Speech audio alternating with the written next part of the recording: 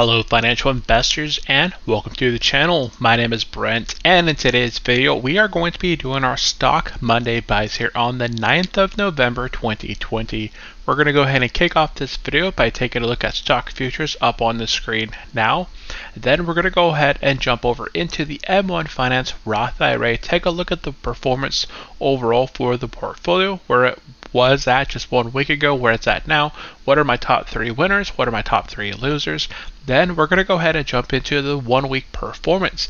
Last week we had an incredible run up in the S&P 500, Dow Jones, and the NASDAQ.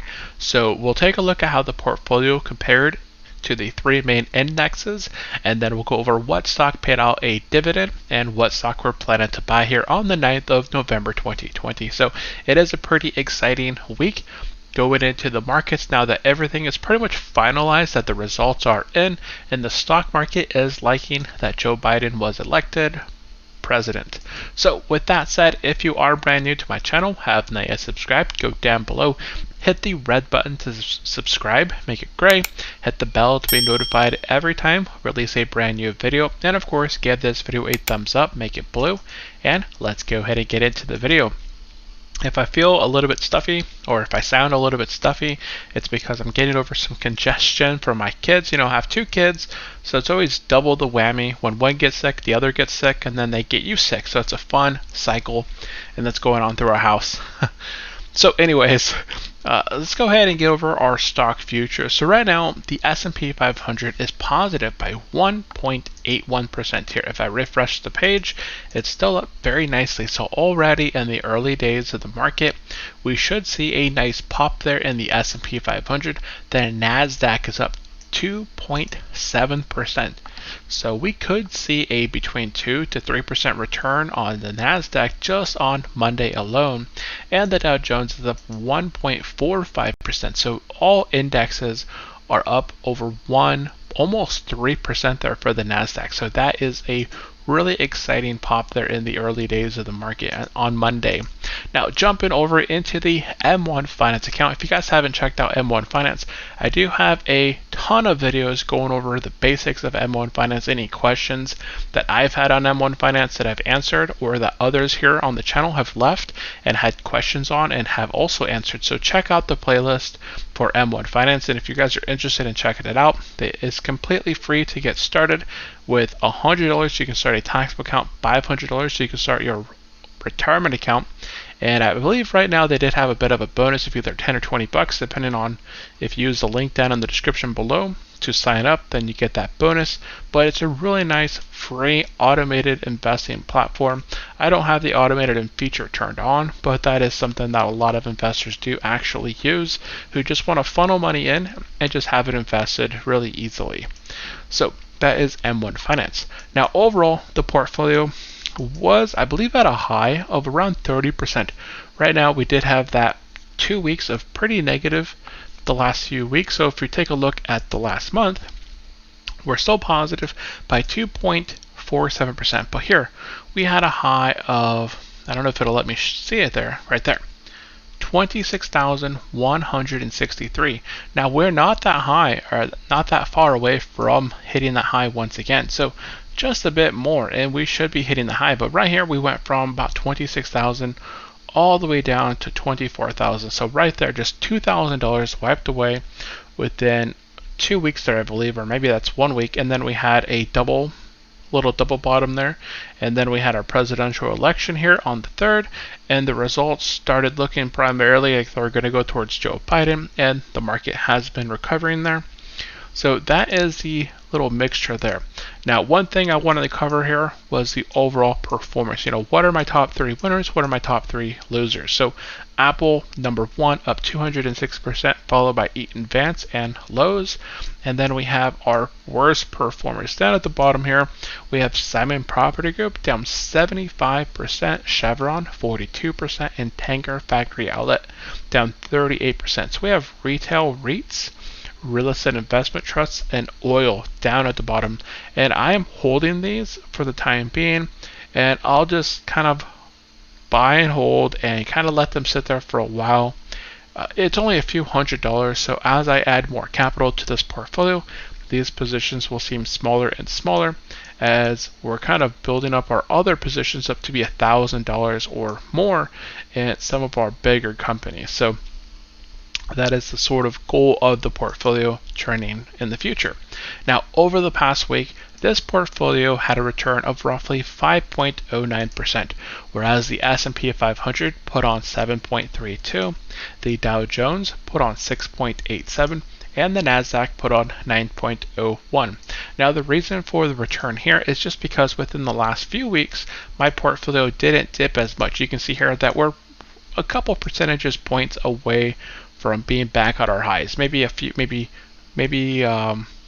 to 3% there would put the portfolio back at these all-time highs. So we didn't really lose a lot of return over the last few weeks. Well, we did lose about $2,000 overall. We're not high from the tip of the max there. Now, our best performers over the past week, we had Cardinal Health come in number 1 with 14.96, Tanger Factory Outlet. So this is one of our worst performers, and while we're not selling it at the current moment, because it is beat up so much here in the short term, it does have the best chance for these blow-ups where it goes up massively in a week-by-week change.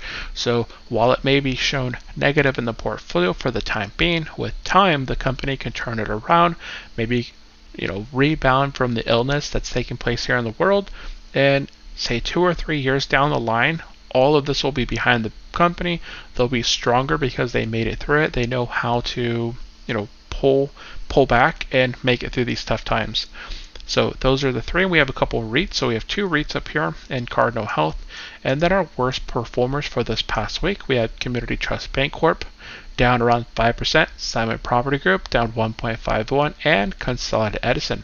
This is really interesting to see these utilities. Utilities are negative, down 0.06 and down 0.88. Those are 2 utility companies within my portfolio, all negative for the week.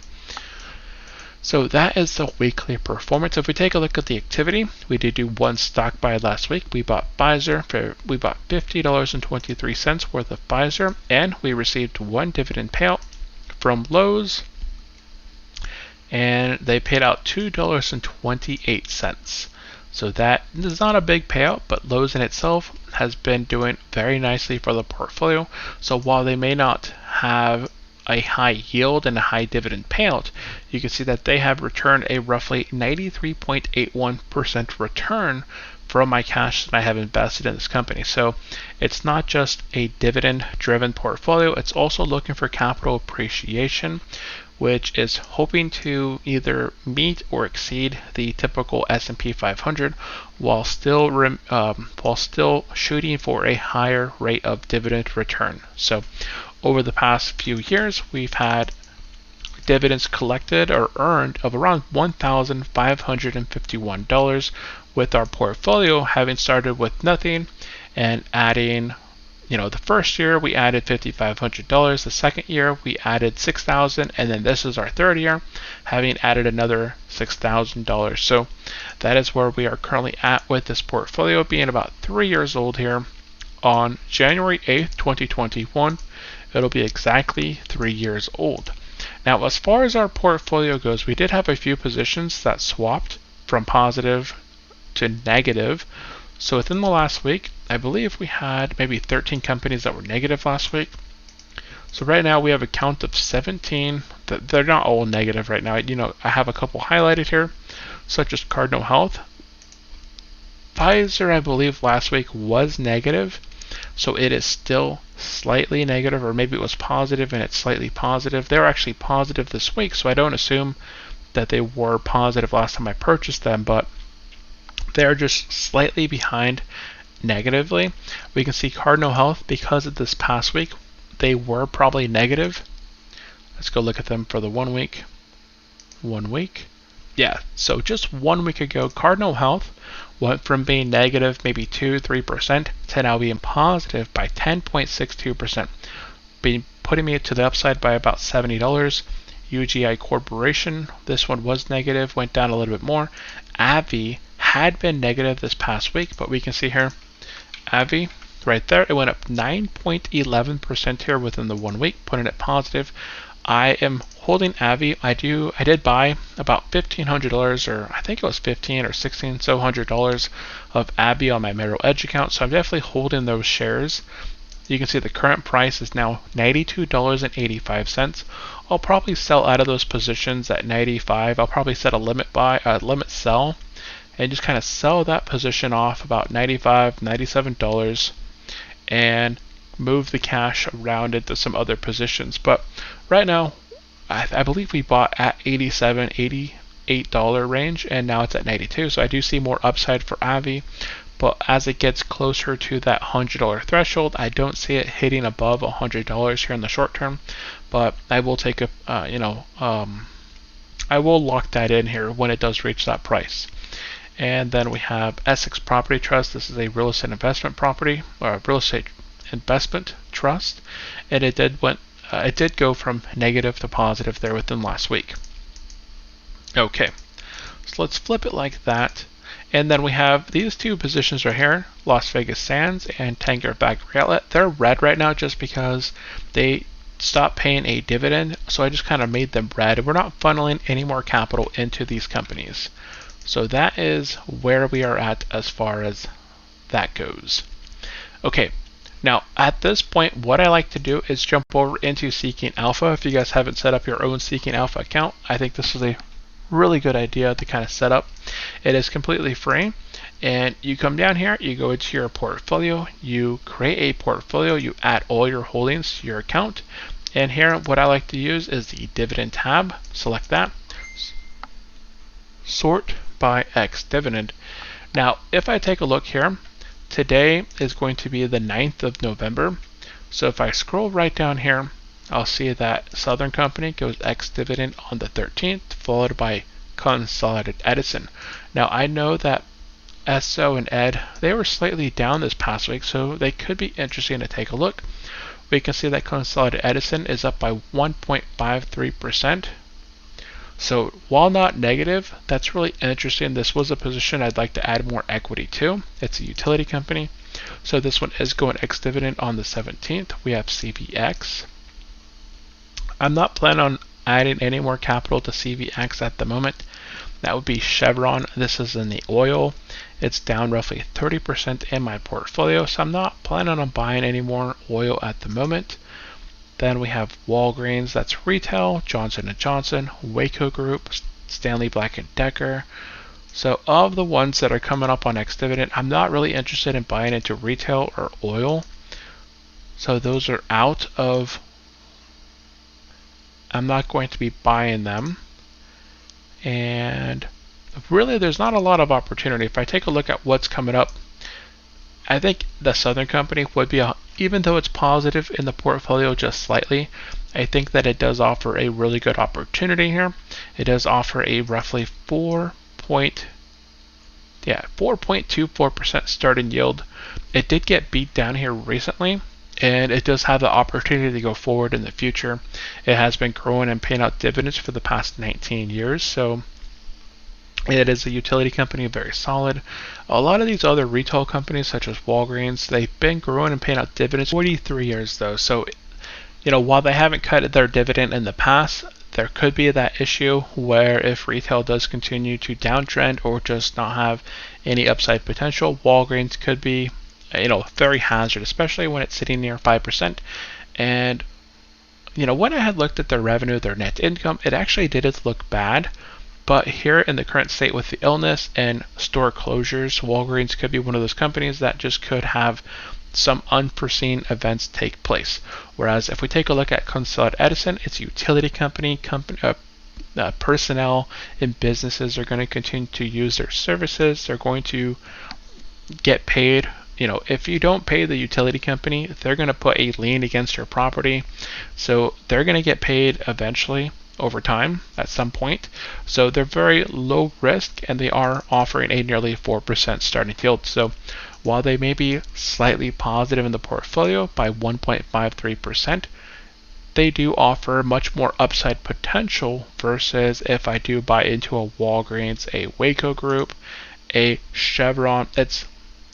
These may offer more upside potential in the future, but their current state that they're in is very unknown and could offer, say they do cut their dividend, or they reduce their dividend, or they continue to downtrend and you don't ever get your capital appreciation back, but and they also cut the dividend. So there's lots of factors out there with that, and I don't see that taking place with Consolidated Edison. So this week we're going to go ahead and buy ticker symbol ED.